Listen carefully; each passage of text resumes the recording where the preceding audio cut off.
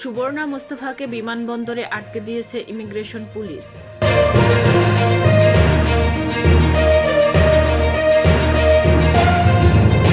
মহিলাদের ঘর থেকে বের হতে দিবে না জামাত, এটা অপপ্রচার বলে মন্তব্য করেছেন আমিরে জামাত ডক্টর শফিকুর রহমান।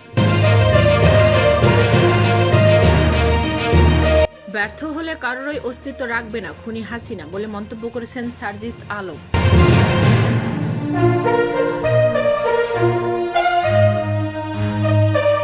ঢাকা মাওয়া মহাসড়কে তরুণীকে গুলি করে হত্যা, সঙ্গে ছিল রহস্যময় তরুণ।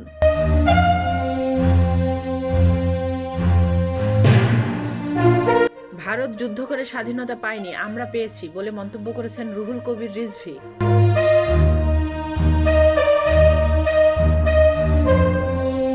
চট্টগ্রামে আইনজীবী হত্যার ঘটনায় ৩১ জনের বিরুদ্ধে মামলা করেছেন শহীদ সাইফুল ইসলাম আলিফের বাবা।